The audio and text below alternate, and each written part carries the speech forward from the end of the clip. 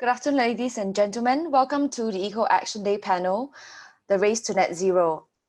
We have a poll that we have triggered at the start of this event, and this poll is meant for us to get a sense of whether your organization has a decarbonization policy and also whether you feel that these policies are deemed sufficient.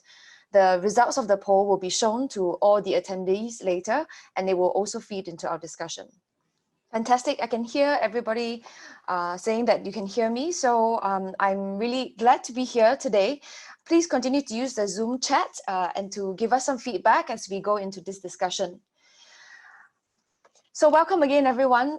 Today's event is held as part of Singapore's longest running environmental initiatives, Eco Action Day, and it's now in its 14th year. It is held annually by Ricoh Group to mark World Environment Day, which celebrates action for the environment on June 5th every year.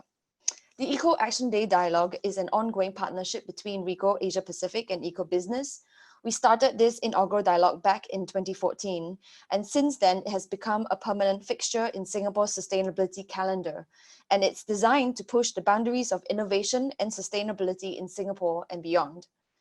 We were, for example, the first to host a public discussion on circular economy applications in Singapore, involving the public, private, and people sectors a couple of years ago.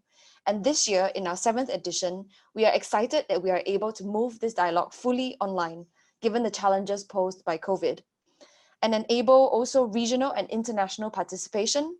I know we have a number of guests here today who are from all over the world. And the silver lining of COVID, indeed, I think, is that it transcends physical boundaries and enables us to reach to even more people. And so just so our guests know today, we are actually streaming this also on Facebook Live, not just on the Eco Business Facebook page, but also on the Ricoh pages in Europe and all over Asia. So I'm delighted to be your host this afternoon for what is certain to be a timely and robust discussion on the challenges ahead for us in this uncertain time. We have here with us today Mr. J.D. Kasamoto, the General Manager, Service and Environment Division of Ricoh Asia Pacific, who will be giving us his welcome remarks. And we have also Mr. Tan Kok Yam, the Deputy Secretary, Smart Nation and Digital Government Office, Strategy Group, Prime Minister's Office, to give us the opening remarks, as well as May Liu, Head of Sustainability and Open Innovation, SP Group, William Hudson, Head of Southeast Asia Carbon Trust, and Mr. Soren Kovning, the President of Asia Pacific Region Danfoss, who will be our speakers today.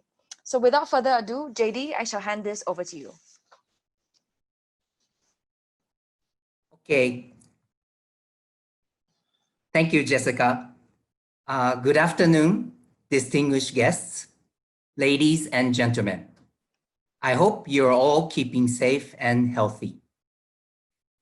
Thank you for joining us today as we celebrate the 14th Annual Eco Action Day. Held together with the World Environment Day, we are once again very excited to dive deep into environmental issues whilst encouraging greener actions across businesses and in our daily lives. Ricoh has always believed in resolving social issues through business. 2020 marks the beginning of our 20th midterm plan, where we set targets for the next 3 years.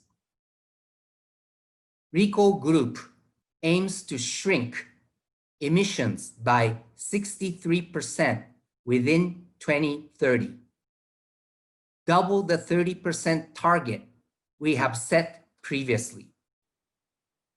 Specifically in Asia Pacific, we are working towards reducing emissions by 30% within 2022 and converting 20% of our fleet to clean alternatives by 2025. Since last year, we have been fully powering our major manufacturing sites in Thailand, Japan, and China with renewable energy, as well as to continue our research and development related to green technologies for businesses. As for local efforts, I will reserve that for Adrian to share with us later. Despite these efforts, we cannot fight climate change alone. Together with the eco business, we've identified some of the most pressing issues within the region. The first and most important SDG we're addressing this year is Goal 7, affordable and clean energy. Did you know that to limit global temperature to less than 1.5 degrees in this century, renewable energy must reach 70 to 85% of the global energy mix by 2050? This is certainly a daunting task, as we are only at 25% today. While Singapore has launched plans to increase renewable energy use and phase out all fossil fuel vehicles within the next 2 decades, businesses need to be highly involved in this process as well. Thus, today, we'll be discussing the various corporate challenges in cutting down emissions and how we can overcome them. I'll let Jessica, our moderator, to introduce the other topics afterward. I hope you're just as excited as I am. Secondly, we want to encourage responsible consumption and production, as set forth in SDG 12. Food is a topic close to our hearts. And to lessen our reliance on imports, Singapore outlined its 30 by 30 vision to meet 30% of Singapore's nutritional needs with local supplies by 2030. In support of this, we will once again work with Northwest and Southwest CDCs, Sustainable Singapore Gallery, and schools to distribute and plant seeds. We hope that this movement encourages Singaporeans to produce and consume locally and sustainably. Lastly, our annual pledge campaign will be addressing SDG 13, climate action, as well. Over these 2 months, it encourages all individuals, organizations, and schools to commit green actions. Beyond this, we hope our campaign inspires long-term behavioral change for the environment. To date, we have received a total of 116 pledges from organizations and schools, and we will match these carbon savings with the same amount of carbon credits generated from a local electricity plant. Last year's campaign was highly successful, with pledges resulting in energy savings enough to power 420 four-room HDB flats for a month. Together, we also reduced almost 70,000 kilograms in carbon dioxide emissions last year, and I'm sure we set new records this year. Of course, just like many other companies, Ricoh's green efforts have been impacted by the COVID-19 pandemic. But we remain as committed to driving sustainability through initiatives like the Ricoh Eco Action Day. I want to thank and acknowledge all our partners here for making the Eco Action Day campaign possible one more. It is thanks to the Ministry of Environment and Water Resources, Mitsubishi Electric Asia, Singapore Pools, Pacific Light Power, and Sunseep, as well as all other supporting partners, that we are able to explore high-level issues of corporate decarbonization. Though today's discussion is held through virtual means, I believe it is just as, if not more, important than ever. The journey to a sustainable region will not be an easy one, but it will be worth it. Here's to a meaningful and fruitful discussion as we race to net zero. Thank you. Thank you very much, JD, for that fitting introduction to our dialogue. Before I invite our next distinguished speaker to share his thoughts, I thought I'd just like to provide some context for this important discussion here today. I think COVID-19, the reason why we're all here now in this virtual format, has certainly shone a spotlight on humanity like never before. All across the globe, we're awakening to a profound realization that our relationship with the natural world has to change. I think for far too long, we've exploited this relationship, and we need to urgently address some fundamental problems in our global economy. And there are experts who say that COVID-19 is a dry run for what's to come in terms of climate change. And the reality is we now live in a complex and unprecedented era where multiple forces, from extreme weather patterns to increasing human and to animal proximity, pollution, resource scarcity, social instability, technology disruption, and pandemics, are converging to create challenges like never before. So even as we move to a new normal in which we have to live with COVID-19, we cannot be ignoring the larger issue of climate change. And I think what's in danger here is that amid this COVID-19 crisis, climate change is in danger of being pushed off the priority lists of governments and corporations around the world. But this pandemic is deeply rooted in the climate challenge. And one question that we should all be asking ourselves really is, how can we continue to rapidly decarbonize in a COVID world? As consumer awareness increases on the climate crisis and governments adopt more stringent emission regulations, decarbonization has become a prerequisite for business success. And like other nations, Singapore has recently stepped up climate action and declared plans to phase out fossil fuel vehicles within 2 decades and to halve absolute emissions by 2050, with a view to become net zero in the later half of the century. Companies will need to play their part with the government and in all the countries they operate in, not just in Singapore, to shrink their carbon footprint, climate impacts, and confront the risk of inaction. So on this note, I would like to invite our distinguished speaker, Mr. Tan Kok Yam, the Deputy Secretary of the Smart Nation and Digital Government Office Strategy Group, Prime Minister's Office, to give us his remarks. Kok Yam, over to you.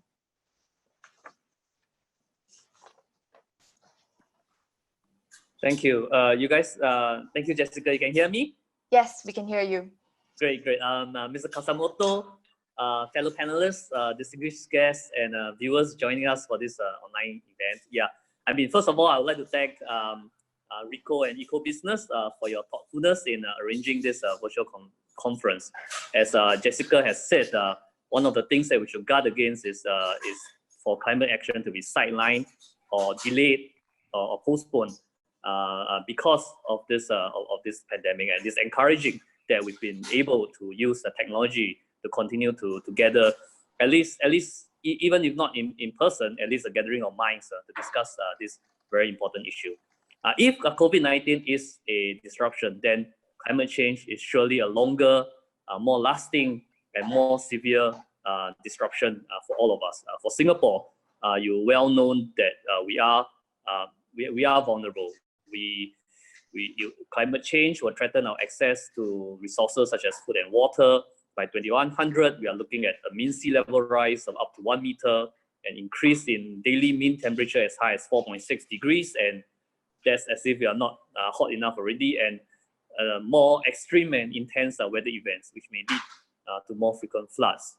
We'll also be affected in another way, as carbon becomes more binding as a resource, we have to think through how we change the way we run our economy, the way we work as a society, and so on, to be able to adjust to a more carbon constrained world, to continue to have to plan for a good living and good jobs for our people. So this is the twin challenge of both adaptation and mitigation that we face as a nation.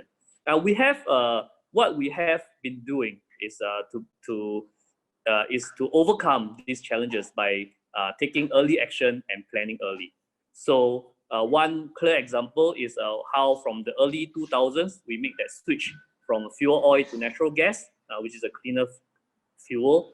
So it was natural gas was 26% of our overall electricity production source in 2001. Today is 95%. We continue to make that type of long-term planning in the energy domain. You have heard of our 4 switches, one of which includes the use of solar energy to complement our electrical sources and to bring and to have a heavier reliance on renewable energy. In the area of buildings, we have green more than 40% of buildings by gross floor area, and we target to green 80% by 2030. And as Jessica has already mentioned, we are looking at the transport space. We have been improving transport infrastructure, encouraging the use of public transport, walking, cycling, shared transportation over time. And by 2040, we aim for 9 in 10 of our peak period journeys to be made by either walking, cycling, or some form of shared transport. In addition to that, we want to have 100% of our bus and taxi fleets run on clean energy by 2040. Alongside that, we also want to look at our private fleets moving towards electrification. So early planning has given us an ability and confidence to be able to commit to long-term goals in terms of decarbonization. So you know that under the Paris Agreement, we had pledged in 2015 to reduce our emissions intensity by 36% from 2005 levels. And we updated that recently at the end of March. That's I think 2 months ago. We updated that with our enhanced 2030 NDC, where we target to peak emissions. We set out an absolute target to peak our emissions, 65 MTCO2 at 2030, at around 2030. We also expand the scope of our pledge to include 7 greenhouse gas, nitrogen trifluoride 3. So that's for our 2030 target. Going beyond that, we also submitted our LEDS long-term. We submitted our LEDS, which aspire to halve our emissions from peak to 33 from 65 to 33 by 2050, and with a view to achieving net zero emissions as soon as viable. We are confident of these goals, even if they are challenging and ambitious. This is firstly because we have put in place the foundation for continued climate action, number one, and number two, we continue to draw on our ability to plan ahead, plan early, and use science and technology to achieve our goals. And finally, which I think is in fact the pertinent point, that we want to draw on both the public's cooperation and ideas and suggestions, as well as private sector to allow us to be able to reach these targets, and we are confident of being able to do so. So these are what we want to plan. These are how we set our plans ahead for the looking forward to the long term. There are some uncertainties. For example, how low carbon technologies will advance, carbon capture, use of low carbon hydrogen, and we all hope that vehicular electrification will continue to be muscularly deployed at the global level. So there are uncertainties in all of this, but we are confident that if you try enough, at least a few of them will take off, and hopefully they help us move our needle in terms of decarbonization. These things require, as I said, require long-term planning, and we are putting in place the structures and the capacity to be able to make use of those technologies. At the same time, we know that this is COVID, and COVID is unplanned. Nobody planned it, and it is also timely to take a look at some of these long-range plans and ask ourselves what new opportunities arise or what new threats arise to the global climate action effort. I think our philosophy has always been to be able to turn a vulnerability into a strength, a threat into an opportunity. So at this time, I think what we should aim for are a couple of things. First, we should try as an economy, working with both our public sector and companies to seize green growth opportunities and avenues to both enhance our resilience and create new jobs, new opportunities for our people. So possible initiatives include whether we can grow ourselves as a green finance hub to spur investments in low carbon solutions, not just in Singapore, but to drive climate action across the region. Number two, what opportunities might there be in circular economy that enable emissions reductions, but also at the same time create new jobs for Singaporeans? Number three, how we can continue as a living lab for different companies to come to Singapore to test bid innovative solutions that can be exploited and deployed globally. Number four, how we can enhance our energy resilience through more innovations in energy efficiency, solar deployment, diversification of our energy sources in the long term. And number five, how we can develop our local agri-food industry to use technology to basically grow more with less, to make more innovative use of spaces, and so on and so forth, to be resilient, but at the same time to be low carbon in achieving that resilience. And setting out all this, our vision and our intent well, allows us to give clear direction, allows us to, as much as possible, give our businesses and workers the time to make adjustments. But at the same time, it also gives us an ability and angle to seek ideas, to seek suggestions, and to seek joint projects with the private sector, who may have even better ideas than what the public sector can have in any of these areas. So it is crucial that we continue to strengthen our partnership. We plan long term, position ourselves well, but at the same time be open to new opportunities, build up our competitive advantage as a nation during this transition. We could, for example, look to where we can enhance our grant schemes to help companies improve energy efficiency. We could go beyond individual companies and think of ways to bring companies together to achieve systems level efficiency gains.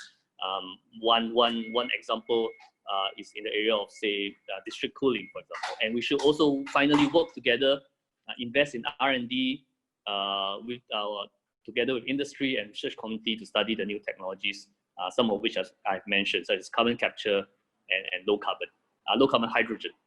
So in conclusion, this is COVID is unplanned, but we can turn it into, we can really turn this into an opportunity for us to, really bend the climate, flatten the other curve, right? Not the COVID curve, the emissions curve. I was speaking to one of my bosses, and he was just commenting. He wasn't sure whether he really observed it, but he was commenting that in the night sky in Singapore, the stars now suddenly look brighter because the traffic is there's less traffic and there's less pollution. So if people once as a nation, as a society, we see some of the potential of being able to live in a space where there's less emission, less pollution, and greater environmental sustainability. Hopefully, it also spurs us to keep some of these good practices for the long term. Hopefully, it spurs us to think about what to do in both the public sector space and in the private sector space to sustain this flattening of the emissions curve. So I end here, and I look forward to listening to the other speakers. Thank you. Thank you very much, Kokyam. I think you've given us some really good insights to take into the discussion. Actually, on that note about Singapore's sky, you know, I had a few friends also send me photos of how they can see the hills in Johor Bahru. So I think you're not the only one appreciating the clear skies that we're seeing these days. I will come back to you actually on several points that you raised, but before that, I'd like to give other speakers a chance to share their thoughts, and then I will come back to you on some of the issues that you've raised on COVID as well as our decarbonisation strategy. I'd like to invite now Mei Liu from SP Group to give your insights on your thoughts on this topic. Mei, over to you.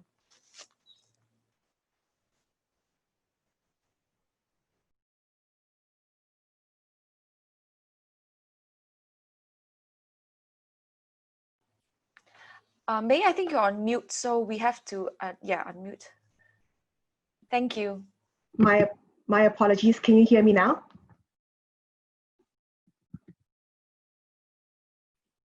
Yes, we can. My apologies. Hi, everybody. Now I have a voice.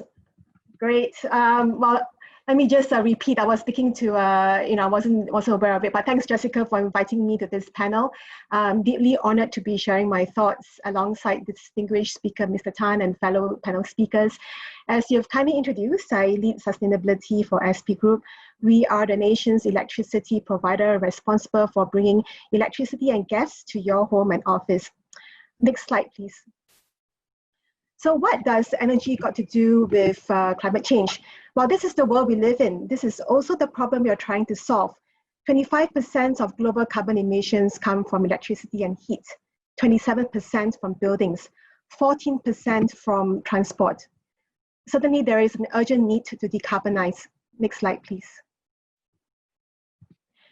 SP's mission is to enable a low carbon future for everyone.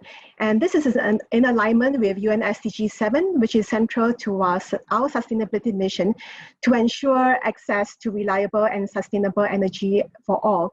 With SP's access to all end users of electricity in Singapore, we are in the position to make clean energy solutions accessible and affordable for everyone. We believe that to effect real impact on climate change, we have to enable everyone to participate. SP Group is working on multiple green and sustainable initiatives that is targeted towards everyone, including districts, corporations, households, and individuals. Next slide, please. On the district level, SP owns and operates district cooling at Marina Bay. I think Mr. Tan just alluded to that, which is the world's largest underground district cooling network. By offering a more efficient cooling system using chilled water, the system achieves energy savings of more than 40%. We believe that there is a huge potential to this solution as air conditioning contributes 60% of a building's electricity consumption. In fact, buildings consume a third of Singapore's total electricity consumption. SP is partnering Singapore Institute of Technology to build Singapore's first urban microgrid at the university's campus, with a target to achieve zero emissions. It will enable SIT to tap green energy sources such as solar energy and energy storage technologies. SP is also partnering HDB to develop an integrated energy master plan that will make Tengah the first smart energy town. This includes developing an AI-powered software layer to help the town integrate the various energy solutions. In addition, SP is developing Singapore's first residential district cooling at Tengah, bringing affordable and energy-efficient cooling to residents. Next slide, please. SP serves corporates with their electricity needs, but we are also rolling out low-carbon solutions. We are testing out a pilot hydrogen energy system, which is the first in Southeast Asia, and what we might believe to be the key to creating an effective way of supplying energy to our homes and offices with no carbon emission. We are a proponent of green electricity. We have installed one of the largest single rooftop solar PV in Southeast Asia for Sembcorp Marine. The solar panels are paired with a digital energy system to optimize energy usage. And this provides up to 30% of electricity consumed during the shipyard's operations during peak period. In land-scarce Singapore, SP's renewable energy certificate platform removes barriers so that big and small consumers can achieve their green targets seamlessly. This platform encourages the growth of renewables, bringing buyers and sellers of RECs from around the world on one digital platform. Next slide, please. Last but not least, SP enables low carbon solutions for households and individuals. We are deploying a nationwide network of electric vehicle chargers, and with the Singapore budget announcement to phase out fuel powered vehicles and install 28,000 charging points by 2030, more car owners will seek to convert to greener vehicles. We have also recently launched a carbon footprint calculator to create greater awareness of the environmental impact from everyday habits such as transportation, use of electrical appliances, and even food consumption. This is available free for anyone who wants to take stock of your carbon emissions. Beyond raising awareness, we reward individuals who take action to reduce their carbon emissions, such as taking a reusable bag to the grocery store rather than use plastic bags. Ultimately, we want to spur people to action. Next slide, please. Well, as we face unprecedented times now, I think the question for us in the industry, energy industry, is this: do we go back to fossil fuels, which is cheaper in some countries, or do we use this time as an opportunity to reset our society to a cleaner one, be it for our health or for our environment? I think the answer is very clear. Healthcare, economy, climate, resilience are interlinked and must be part of the holistic plan for a sustainable, healthy, and green recovery. With this, I thank you for your time. Thanks, Jessica. Thanks very much, May. I think you've put it very eloquently there in your summary about the opportunity that we have actually from this COVID pandemic to actually flatten the climate curve, as Kok Yam has mentioned. I'll come back to some of your points later on, but I'd like to invite now William of the Carbon Trust. Over to you, William. Hi, everyone. Good afternoon. Just sharing my slides. One moment. Can you see that okay? Yes. Great. Thank you. Thank you very much. Okay, well, thanks for the opportunity to speak today. I'm really looking forward to contributing to this session. So my name is William Hudson. So I head up the Carbon Trust Southeast Asia office. We opened in Singapore around 1 year ago now.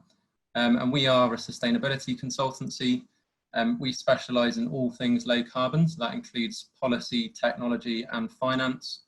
And we are a mission-driven organisation. That means that we recycle our profits into the company mission, which is to accelerate the move to a sustainable low carbon economy. In the first year that we've been in Singapore, we've been focused mostly on energy efficiency solutions working around the region. So not in Singapore itself to date, but across Southeast Asia. And increasingly, we're now looking at sustainability strategy and green finance as core priority topics for us. So looking forward to sharing a few thoughts today. In terms of the situation that we're in globally on emissions and temperature rises, so you can see in this chart on the right-hand side, the business as usual scenario in grey. So we're currently on track for a more than 4 degrees C temperature rise by 2100. That needs to change. Governments are aware of this, so we have added up the current policy commitments by governments around the world, and we can see that that brings us to around a 3 to 3.3 degrees C temperature rise. Still not enough. So then we look at the more optimistic policies and some of the new pledges and targets. They still take us to 2.7 rise. So according to the Paris Agreement of 2015, we need to get down to more like 2 or less. So 1.5 C is the new target that everybody talks about.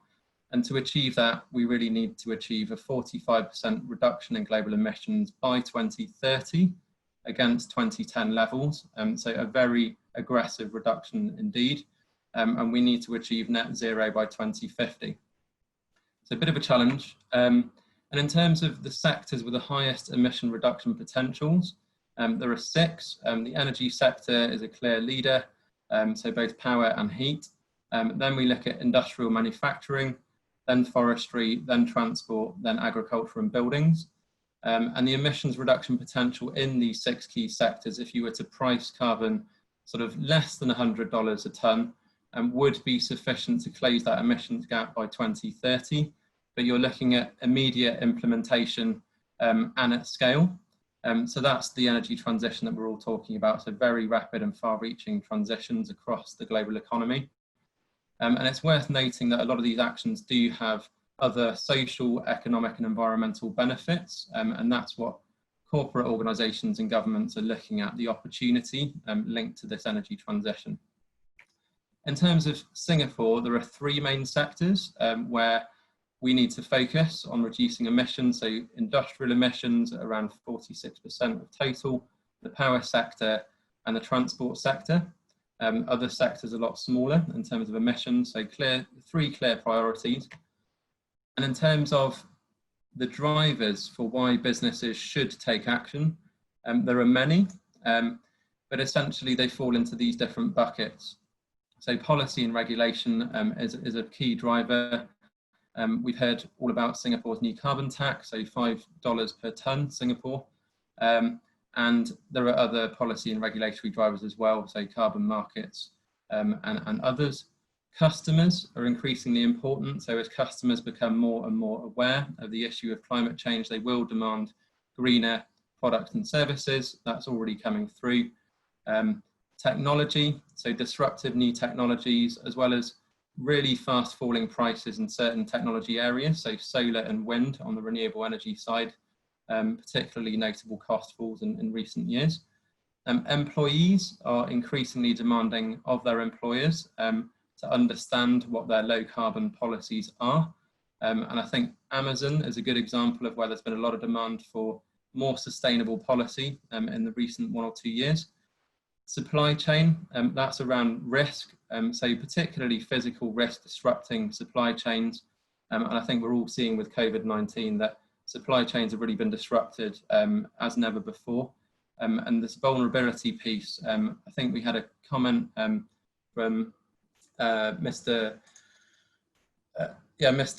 Tan just now around how collaboration amongst industry will be really important. And I think there's no clearer truth in the supply chain from that point of view. And increasingly investors are looking for sustainable assets, and when I say sustainable, I mean things that are going to stick around. So sustainable assets, sustainable companies and sustainable projects. And the demand for action from these stakeholder groups is strong, and it is growing. And global megatrends are really showing confidence in the low carbon transition, and it's increasingly feeling like a matter of when, not if. In terms of what businesses can do today, I've just listed a few main areas where businesses can start thinking, which may help inform the conversation today. So firstly, understanding your carbon footprint.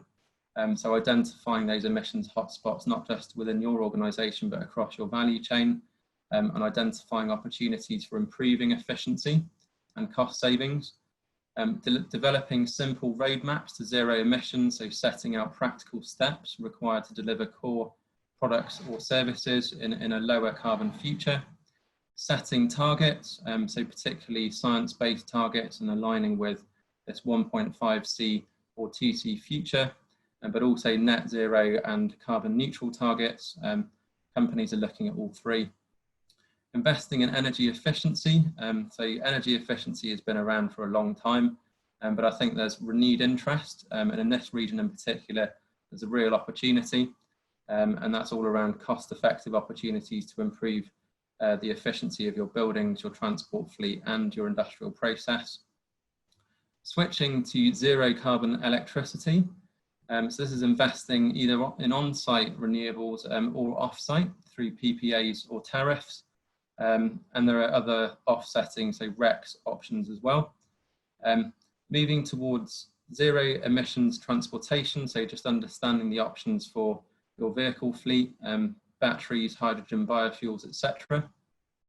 Decarbonising your heating and cooling, so replacing existing fossil fuel sources of heating and cooling with more efficient and clean alternatives.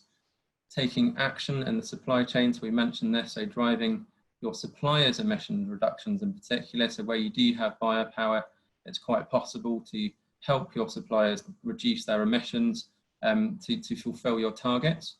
And at the same time, exploring some of these more transformational changes that we touched on a moment ago. Using an internal carbon price, so implementing these prices can really help mitigate your transition risks, and it can help improve decision making around investments. So even if a company would not want to set an explicit or implicit carbon price to start with, they can use shadow pricing just to inform their decisions. Increasingly introducing options for negative emissions. So that's where can you achieve net zero by removing CO2 directly from the atmosphere. And this calls for a bit more of a transformational approach with new business models and changes to the supply chain. So just a few ideas there. And in terms of what companies are doing around the world, so I mentioned targets, so science-based targets in particular. So more than 800 companies have committed now to setting these targets. RE100, which is an initiative to enable companies to source 100% renewable electricity in their operations. So more than 200 companies have signed up to this initiative.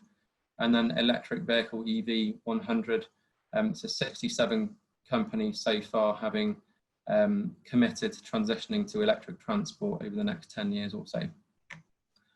And in terms of the Carbon Trust, so we are helping companies to go on this journey. So from the first steps at the bottom left there, which is really around footprinting and understanding the size of the carbon emissions footprint and therefore the opportunity to reduce that footprint, all the way through on the right hand side to climate leadership, so really breaking new ground and putting in place comprehensive strategies for aligning your business with a low carbon economy. We obviously have not been in Singapore for too long, so just about a year now. Most companies are at the first step stage, we would say.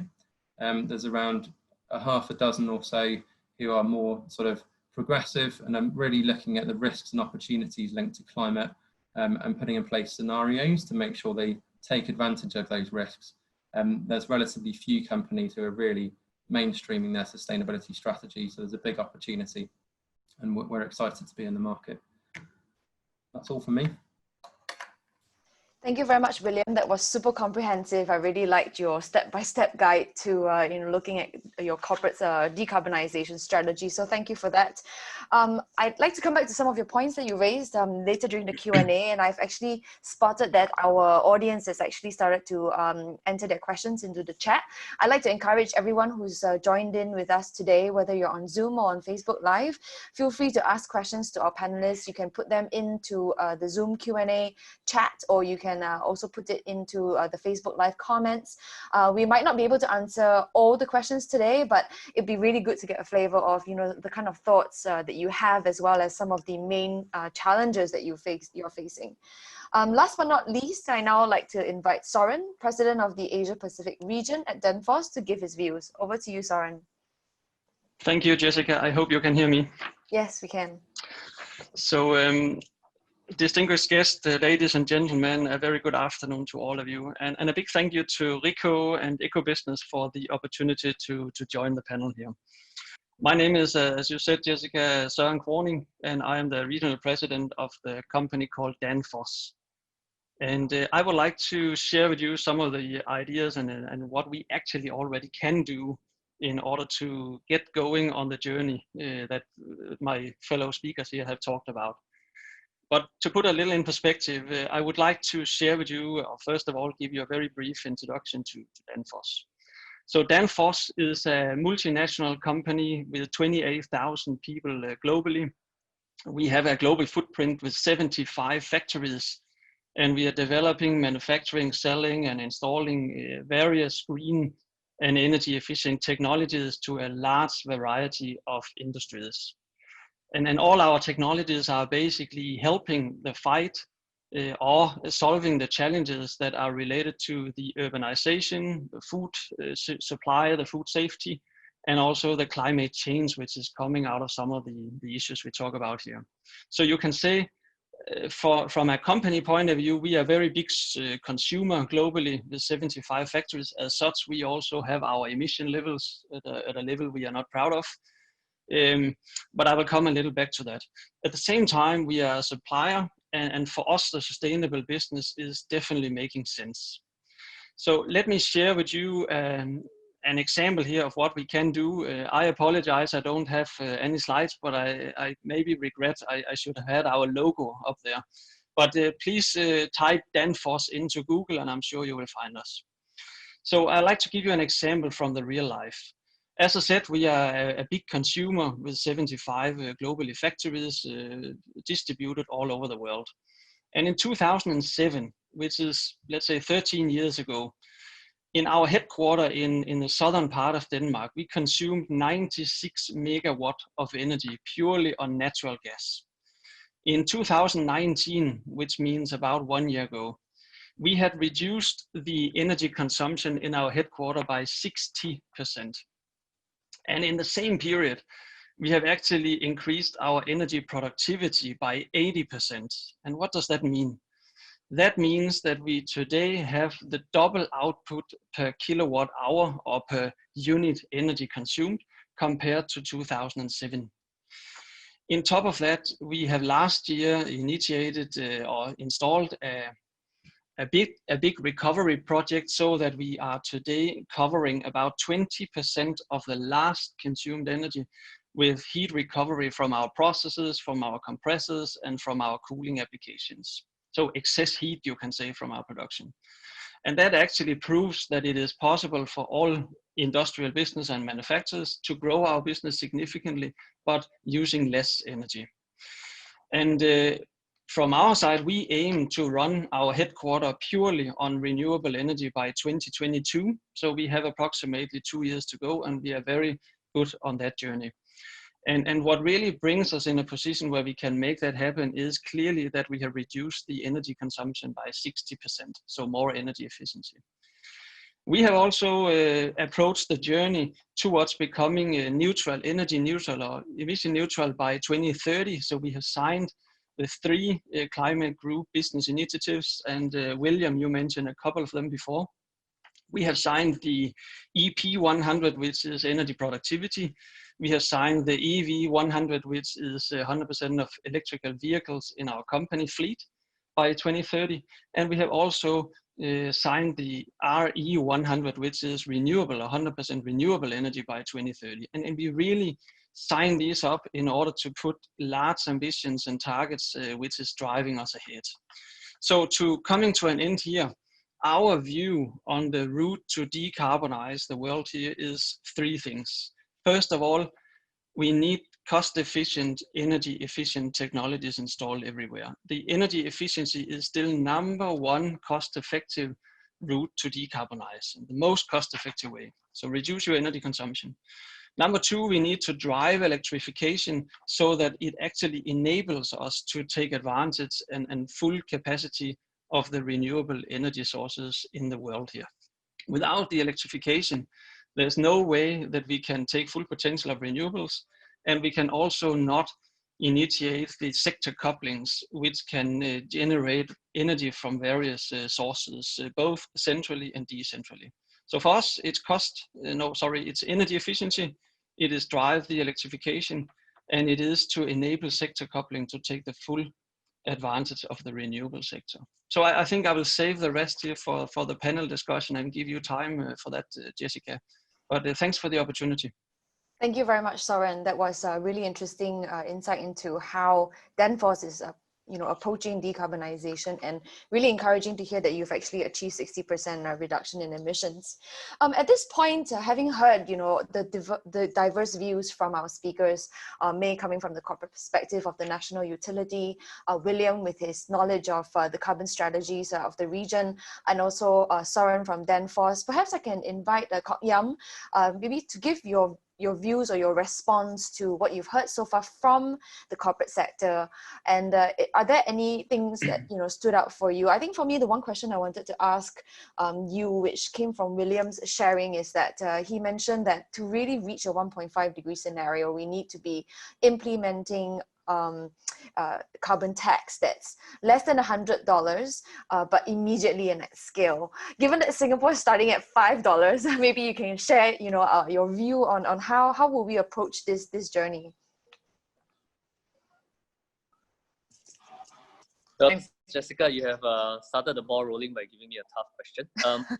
Yes, we have we have implemented a carbon tax of $5, and we have said that this is not the end state by any means. We have said that we do intend to increase this amount to over the short term to 2030. I think that there is a certain answer that maximizes the use of the carbon tax in terms of reducing as a tool to sort of compel businesses and companies to behave or act in a certain way, and that in my mind is theoretically sound, but in practice, what we do need to do to ensure that the transition is not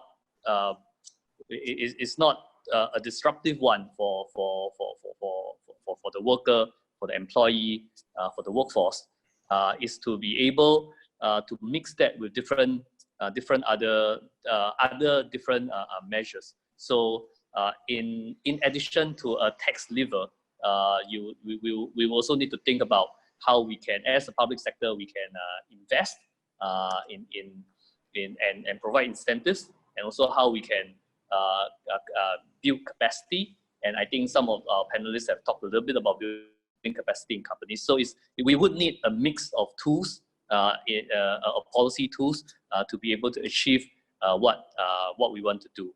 I think that there's kind of the approach that we are taking in terms of working with the industry. And I think I'm glad to hear some of what our speakers have said about in terms of the different areas that you play in terms of developing helping us develop these other tools and enablers to allow companies to move to a more low carbon mode of operation. So I'm quite heartened to hear some of the points that have been raised by William and Soren. Thanks so much, Kok Yam. I'd like to take the opportunity, since you also had the Smart Nation office, and obviously Singapore has very ambitious smart city goals as well as targets. How do you see the Smart Nation strategy kind of converging with our climate strategy amid this COVID era? I mean, are we all kind of going in the same direction? How do you anticipate that technology will become an enabler for companies to reach the targets faster? Yeah, well, I must say, and this is a matter of a matter of personal experience that all of us have encountering now. We have always invested in connectivity. We are proud that we have fiber to every HDB flat and things like that. But interestingly, as a matter of social practice, telecommuting has never really taken off in any big way, and we are not unique in that, right? It's not just Singaporeans who like to go to work and so on, but it has now. And I think the fact that we put in place these key digital infrastructure has, I hope, and I would like to think in a way, enable that sort of a transition. I was scheduled to fly to Australia to do an international set of negotiations in climate change. But we have, together with my colleagues in the Climate Change Secretariat, we have been able to achieve the same outcomes without even having to fly there. So I think in a way, at the background, digital infrastructure and technology, I'm not sure if you call them smart or not, has sort of enabled some of these work practices that we are only now beginning to rely on during this period. But hopefully beyond this pandemic, we can preserve some of this because they do at quite an expensive level reduce all our personal carbon footprint. I think in terms of and I see one or two questions also relating to that in terms of city level kind of utility of digital technologies, really looking at smartness in terms of managing energy, both at the consumption end. So you look at smart buildings and how you can better manage energy as a building. You look at a smart data center and how the use of machine learning, AI can help to reduce the take, the energy take of the data center. And you look at the grid, as I think that was a point that was raised in one of the Q&A.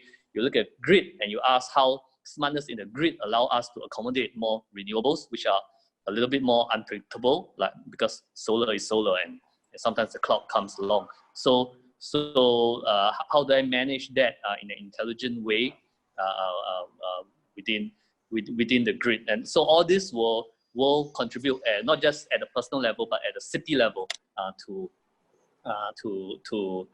sustainability. And finally, of course, at the company level, the use of energy saving technologies, sensors and actuators I believe, will play a role in terms of maximizing energy efficiency.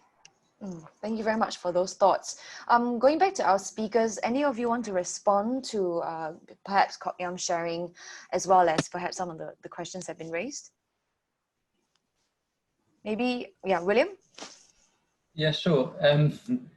So maybe just a couple of comments. So yeah, in terms of the regulatory and policy levers that you can pull to encourage corporates to decarbonise. Yeah, so obviously carbon taxes are an obvious mechanism to incentivise businesses to change their behaviour, but it isn't as simple as just moving to a sort of very significant tax overnight. So I really agree with Mr. Sorry. yeah, I really agree with that. But there are other options, and so there are many different regulatory possibilities. And I would say that on the energy efficiency side, for example, so in the UK, a new tax was introduced on industrial emissions back in 2001, and that was called the Climate Change Levy at the time. So that was effectively a tax on industry, but it was clever because you were able to avoid the tax if you met certain energy efficiency targets.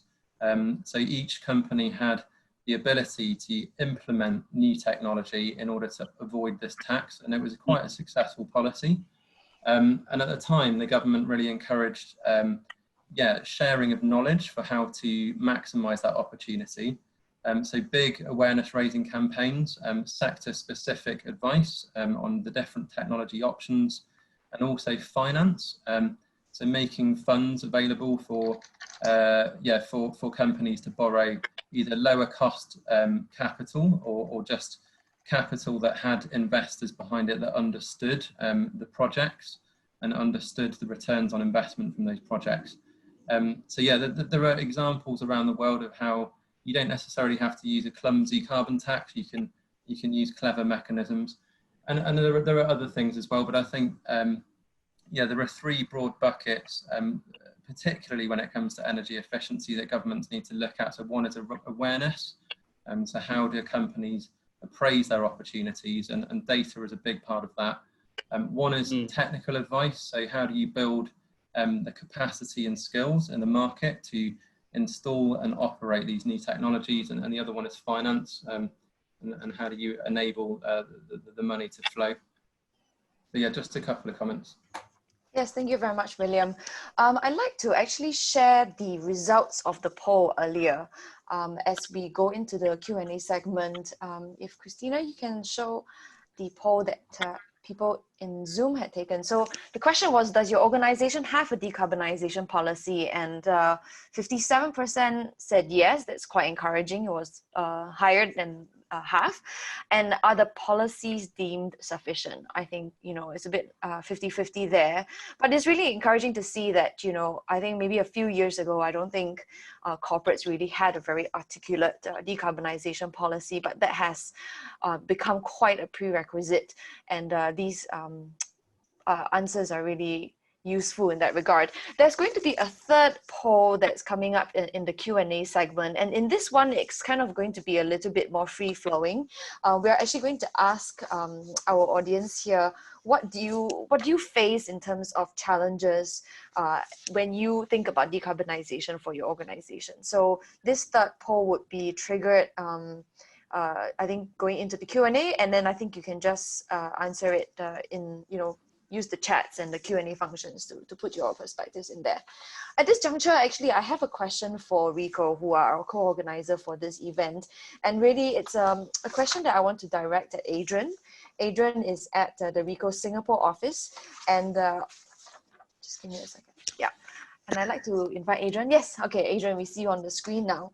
I would like to ask, Ricoh as a group has obviously set a science-based target, and that's something that's quite progressive, especially in Asia, as corporates today are setting their own targets, but they're not necessarily science-based, or they're not necessarily going towards certifying their targets.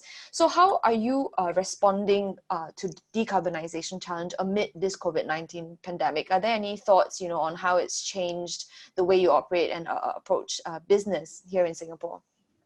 Thanks. Thank you, Jessica. Before I answer the question, I'd like to say hello to the whole world, apparently. No pressure. And I can't resist. If there are any programmers out there, developers, I'd like to say hello world. Okay. Okay.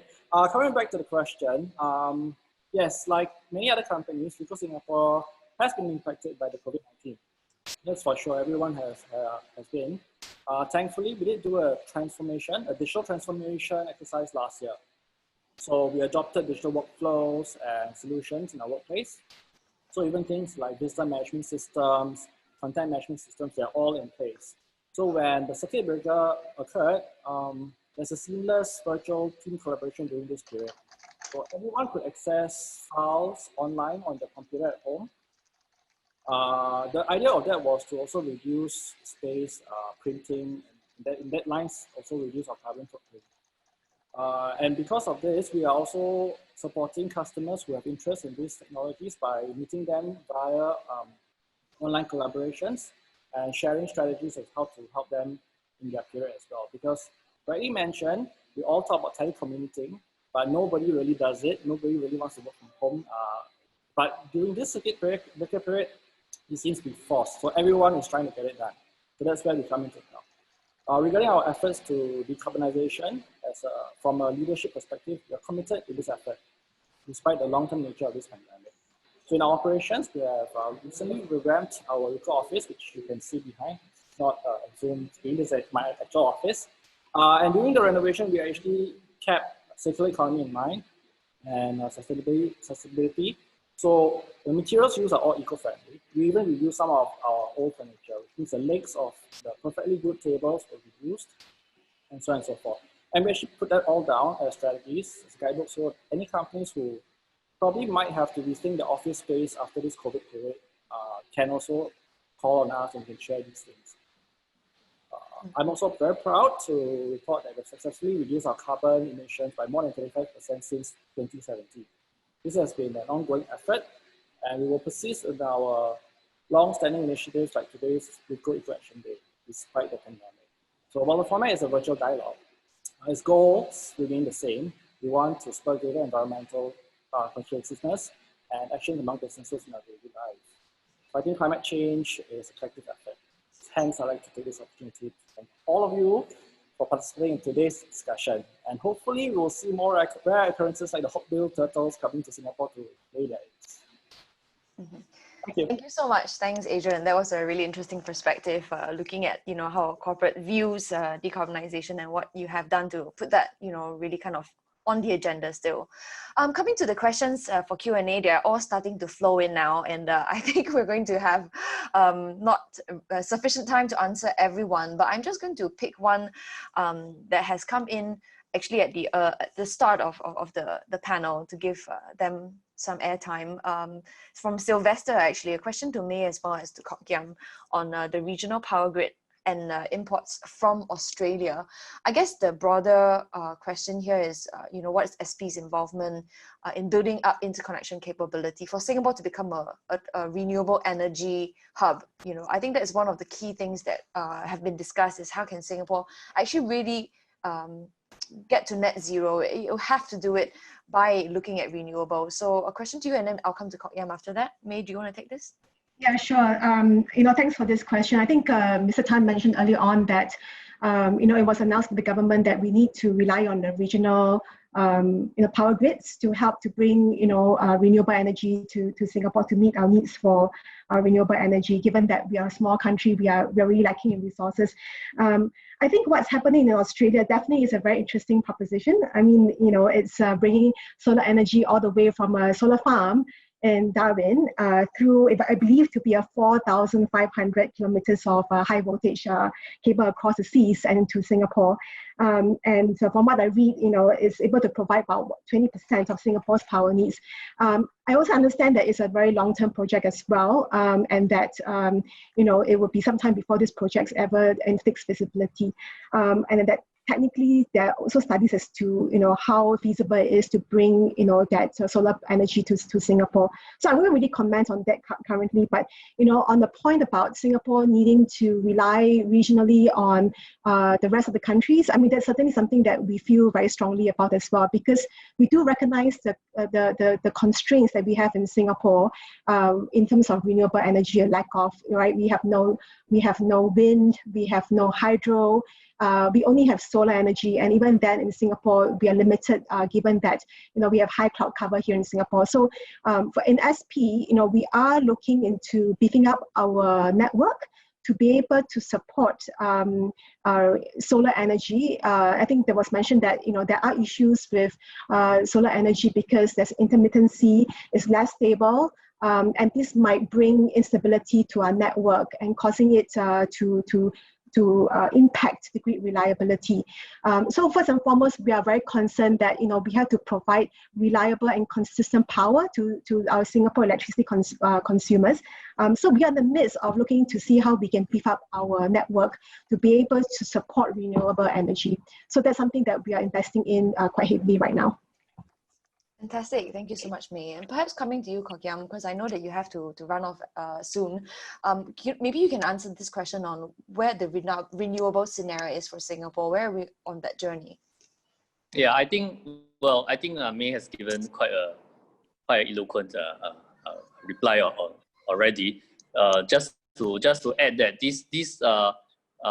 we are very actively pursuing possibilities both in terms of increasing our local capacity for solar capture and looking at where we can ship or wire sunshine from the regional regional countries, and we need both of that to be able to meet our sort of the sort of targets that we have set out for ourselves, and also just want to reinforce what was said about the need then for the grid to be able to work in sort of a different kind of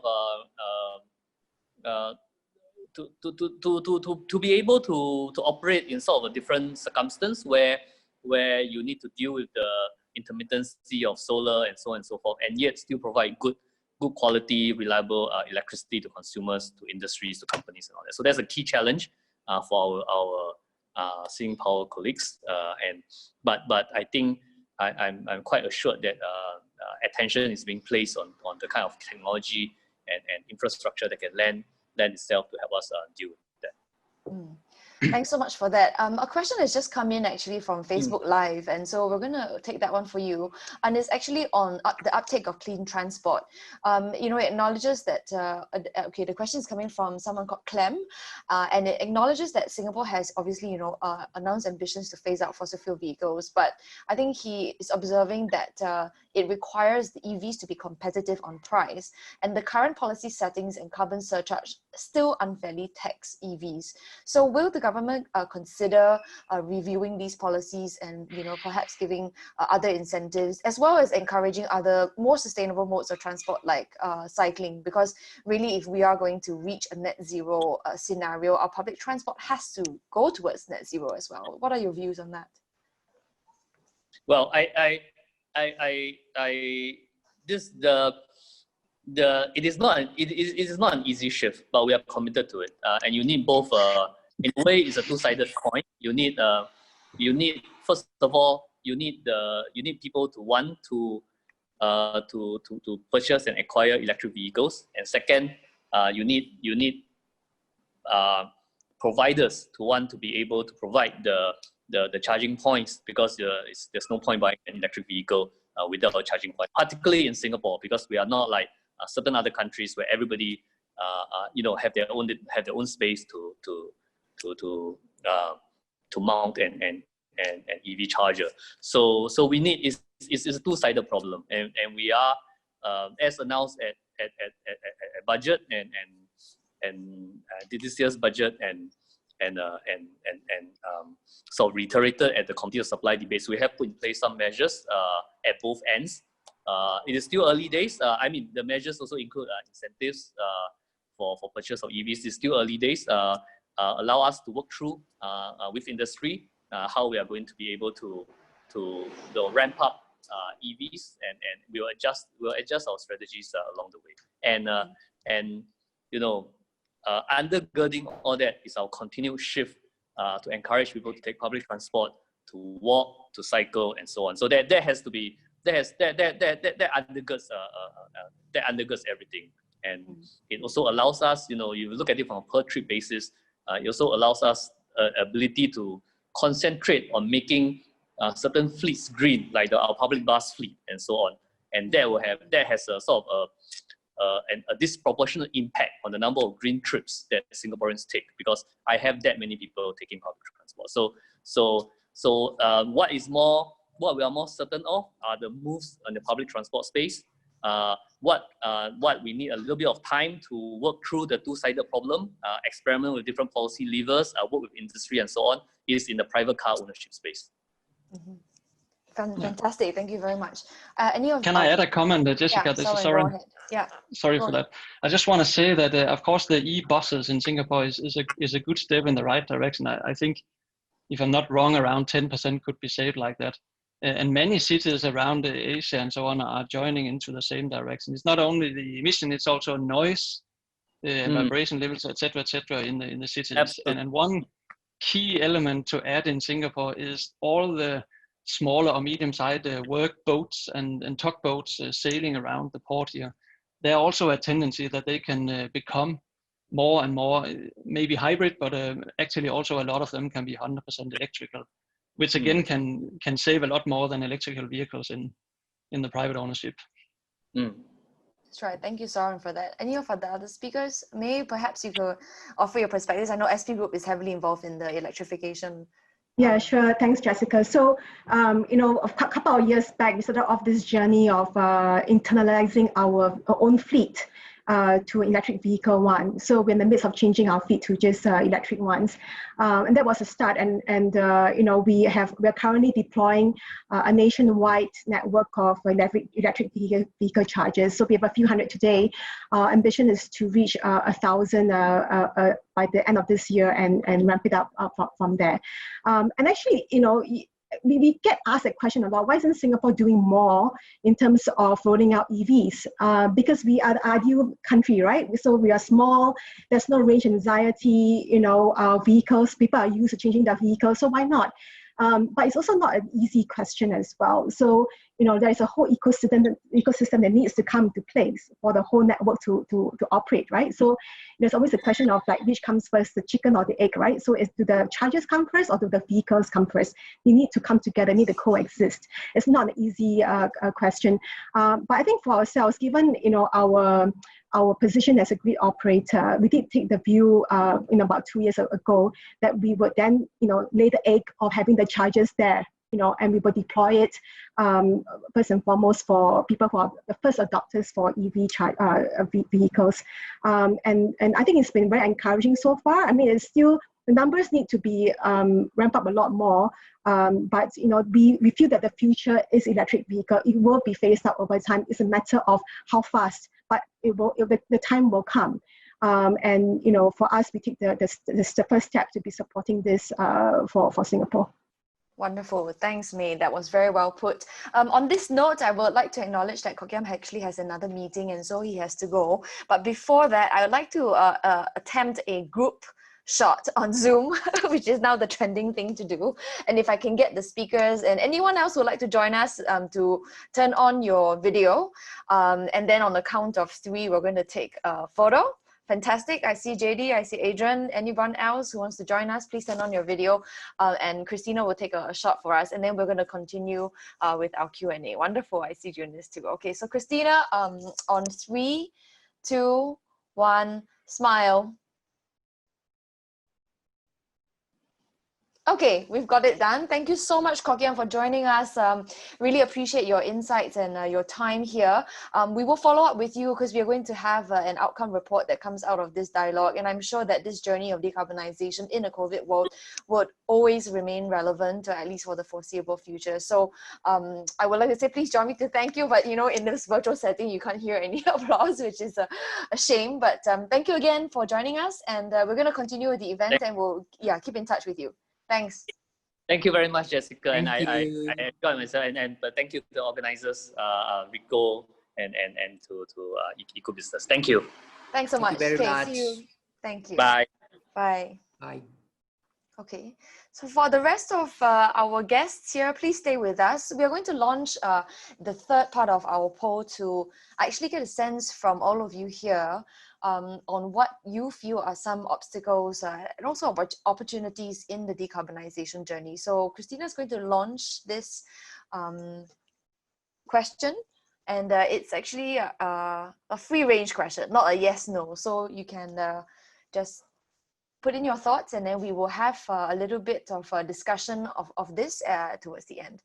I want to go back to some questions for the speakers because we have actually some very interesting ones. And there's one here that I see which I want to direct to William, and it's from Tim, which is, which are the fewer than 5 companies on the third, I guess, stage of your curve, and why aren't more companies moving beyond measuring and disclosure? And I think here there's a very relevant broader question which has come for some others about the challenges. What is the sweet spot? How do companies move beyond just the very basic basic level of just complying and actually become climate action leaders? William? Sure. Yeah, so I won't mention the names of the companies, but I will say that, yeah, couple of examples. One was a telecoms company, another one's a property development company. And there are companies out there that are really responding to pressure from various stakeholder groups. And I would say that the companies that, have investors that are significant in size. So for example, the sovereign wealth funds in Singapore, if those large funds and those large investors increasingly demand sustainable practices within the organizations, and that's a really powerful potential lever. And in terms of how do companies move beyond the initial steps? Well, as far as I'm concerned, it begins with data. So it's really understanding the opportunity. So this is why the footprinting piece is so important up front. And now that Singapore has started with sustainability reporting, so that was 2018/19, that there are more systematic ways of going about auditing and footprinting coming into play, and we're seeing a lot of new entrants in the market helping companies with that. But it needs to go a bit beyond just compliance with those new regulations. So how do you move from that initial data set to something more significant? And I think it comes firstly with a target. So set a target, look at what your competitors are doing, and think about whether you need to remain or you need to keep up with your competitors in order to stay relevant. And the target can really set you on a journey of thinking. So once the target's in place, then you can think about how to deliver that target. And linked to that, risks and opportunities. So there are ways to analyze those, again, in a systematic way, and you can work through, so policy, regulatory risk, physical risk, and other types of risk as well, and turn that into then a plan and a strategy for the business. But it's difficult, it's always difficult. And with the target setting and anything else, you need both a sort of top-down and a bottom-up approach to get the stakeholders on board to make that happen, and it takes time. Yeah. Fantastic. There's another question here for you as well, which is how can companies look for best-in-class cases for low carbon logistics? I suppose the question also applies to low carbon technologies. How do companies actually go about looking for these solutions that will help them on their decarbonization journey? Yeah, good question. So, for example, so I don't know the Singapore market as well as I probably should, but we're learning. But in the UK, for example, we made roadmaps available for every sector which identify those technologies, and they're very relevant to the Singapore market and all markets. So if you're a cement company or if you're a chemicals company, then there are roadmaps available that identify the sort of high level options. And then in terms of, more sector specific advice, it really depends. So I'm sure there are consultancies out there that do sector specifics, and generally speaking, it's not difficult to identify those big opportunities. It gets much more difficult later when you finish with the low hanging fruit and you're moving into the more innovation side of things, and really starting to sort of move the dial and try and really be progressive and move ahead of the competitors. Yeah. Thank you, William. Perhaps Soren or May, you want to weigh in terms of innovations. I mean, how does your company decide which innovation to pursue in terms of, you know, achieving your twin objectives of making profit, but at the same time reducing your emissions? Yeah. Do you want to go, May, or do you want me to start? You go ahead, Soren. Okay, good. So looking from an internal point of view, I think William also mentioned in his starting point to map the energy footprint. And I think that's the basic fundamental start. And very often there are eye-openers when you start doing that. Here in Singapore, I would say that about 40% of the energy is consumed in buildings, and by far more than 50% of the energy consumption in buildings are related to the air condition and HVAC. And air condition is running 12 months a year, etc., etc., etc. And here are some of the really low-hanging fruits. Although to capture the full potential, we have, of course, to go towards new design, like I think the Punggol district, digital district is a pretty good example with district cooling. And as May said from Marina Bay Sands, these are some of the, let's say, for the new sectors and a new project size, really important measures to reduce the energy consumption, maybe by 30-35%. But there is a major obstacle here, because the existing building mass are all, very inefficient. And there are typically barriers related to that the incentives are not coming towards the tenant, so that the owner of the building are maybe, of course, the owner of the installation, but actually it needs to be more visible that there is a cost benefit for the tenant of the buildings, or maybe some incentives in that direction. And here are huge opportunities. We just made an example for one of the well-known towers, Keppel Bay here, where we have proven in a green building to save, I think it was 35 to 40% on the ventilation system. And these are very simple, low-hanging fruits with short return on investment that is feasible for most of the buildings in cities like Singapore. Yeah, thanks. Let me just add on to it. So when we think about using innovation or adopting innovation and its feasibility and how that contributes to low carbon solutions, I mean, everything comes with a cost for sure, but how we evaluate it is, what value does it bring to the economy? What value does it bring to our customers?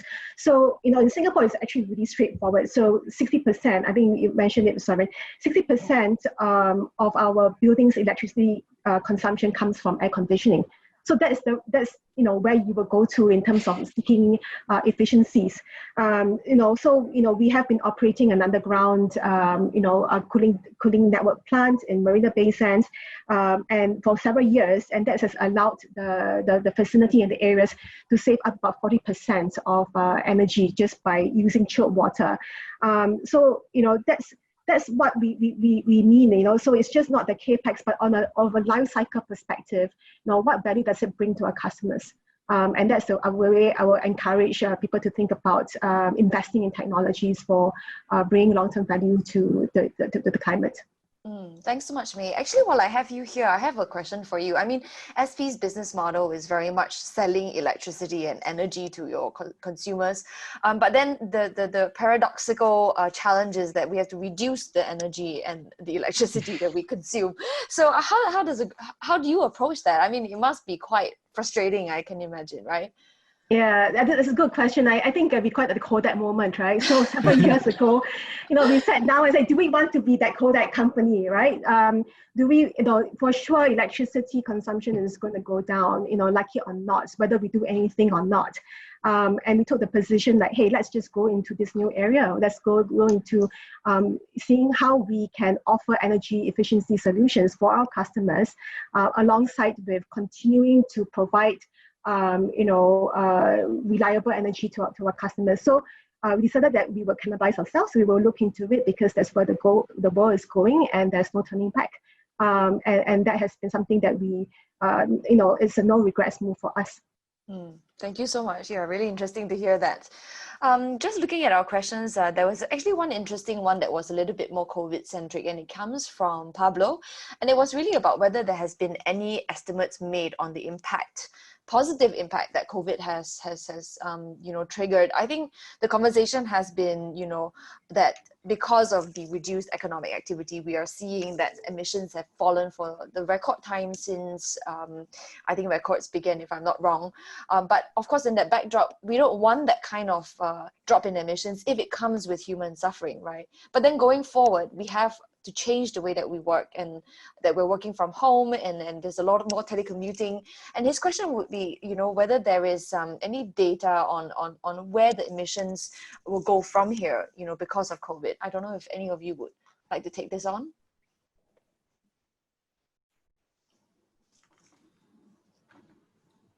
Maybe William, you can share with us, because you look very closely at carbon performance, right? So are you happy that emissions have dropped for the first time in a long time? I am happy, but I would say that it's worrying that it haven't dropped more. And it just shows that, how inbuilt carbon is to our economy. And even though transport globally has more or less stopped, or at least air transport and a lot of other forms, we're still only seeing a sort of 5% drop max in global emissions, which is quite surprising. It's yeah. So there's a lot to be done. Yeah, and in terms of whether the emission, well, what will happen next, I think it would be a fair assumption to say that they will go back up when lockdowns end. I wouldn't want to speculate beyond that, but I do think that Mr. Tan made some really good points around how this is an opportunity to take a bit of a step back and do some thinking about how things can be different going forward. And we're hearing a lot about governments thinking of green stimulus packages. The EU's just announced $1 trillion Green Deal package. South Korea's announced a green stimulus package. There's rumours that Joe Biden in the US is cooking up something similar. So there's definitely a lot of thinking going on stimulus packages. And it just is going to take time. And I think for businesses, we've seen through COVID-19 that supply chains and business models are really quite vulnerable, more so than maybe businesses had thought. And optimization in the past based on sort of cost reduction has led to a lot of those vulnerabilities. So there's going to be a need to respond to that fairly urgently, but in a measured way. And as I say, it starts with understanding your footprint, and you can kind of go from there. And to be sustainable, you need to diversify, you need to manage your risks, you need to potentially think about collaborating with other businesses and really looking into your supply chain. Yeah. Thank you so much. I wonder, the other speakers want to offer a view? Yeah, sure. I'll just jump in as well. I think this is the one opportunity for us who are in this sector of or looking to, decarbonize. This is the one opportunity for us to relook into how we are living and the potential impact that we can make to the earth, right? So, people have stopped flying. We can see the immediate impact on carbon emissions, and what has that resulted. So nature has come back. There are less cars, there's less pollution. I think it's perceptible for everyone, right, to feel it. But then the question for everybody is, is it just a temporary? Is this just temporary, or is this going to come back? Is it all going to come back again? And it's for for all of us to think about what we want, given that we have this short opportunity, or it could be longer opportunity to enjoy, an environment that is of a lower carbon emissions right now. So it's in our hands right now. Do we want to continue flying the way we used to? Do we want to consume electricity we used to? Or do we want this opportunity to reset the way we live? So it's all in our hands right now. Fantastic. Soren? There's clearly two things we have learned, and there's probably more out of the COVID here. I think first of all, we have learned that a lot of things we before flew from city to city, from country to country, can actually be done digital. And definitely I believe and I expect that we will inside Danfoss and in many other companies continue to do more of the online meetings, etc., instead of flying back and forth. So I believe it will take some time before we fly the same. Secondly, we have also learned that a resilient supply chain is very, very important. And to be resilient in a situation like this, it fosters that you have regionally country distributed supply chains and factories, meaning that I think we will see less grouping of factories in one part of the world or in a few parts. We will see more and more local for local manufacturing, and then that will change the whole power distribution in the years to come. Thanks very much, Soren. Actually, while you're here, there was a question for you specifically, and it was whether Danfoss's efforts are matched by other corporations in Denmark. I mean, do you see your peers having that same sort of strategy? You know, is it competitive? And then also whether your decarbonization efforts are supported by the government and in what ways? Well, I have been here for 5-6 years, but I will definitely say that without knowing facts behind it, I believe that we are in the top between Danish and probably Scandinavian companies when it comes to actually take our own medicine. And for us, it's not only a matter of taking the medicine because we want to be green. It is big business for sure. We are proving to our customers that it is possible, and we can make a lot of steps towards the Paris and all the other commitments the global has made with already available technology. So for us, it's not only about proving our technologies, it's also a saving on our cost. And as I said, we have doubled our energy productivity, meaning that today we get 80, or last year we got 80% more out of our factories per kilowatt hour consumed. And that this year here, the ambition is, and the plans are to double it to 100% since 2007. So it's big business in terms of cost savings. At the same time, it keeps us on the toes in innovating solutions that can drive the same for our customers.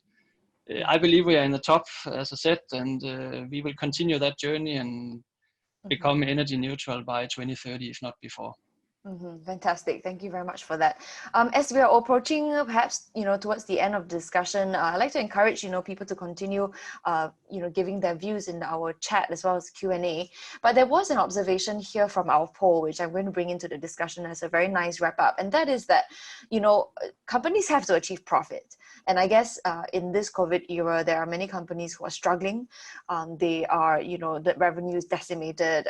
They're seeking handouts from governments, and therefore, I think it's too idealistic to expect that decarbonization is a big priority for them. So just going around, the three of you, what is your view in terms of that kind of dilemma that we have now, that decarbonization absolutely should be a core priority because of the climate challenge, but then in the short term, there are all these other pressures, making profits, surviving COVID. How is your organization approaching this? Soren, you want to go first? Okay, go ahead. Yeah, I can do that.